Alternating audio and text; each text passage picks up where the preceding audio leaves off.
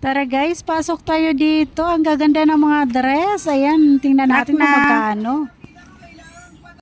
Guys, look. Ayan, for only 90 pesos guys. Ayan, tingnan nyo guys. Oh, napakaganda.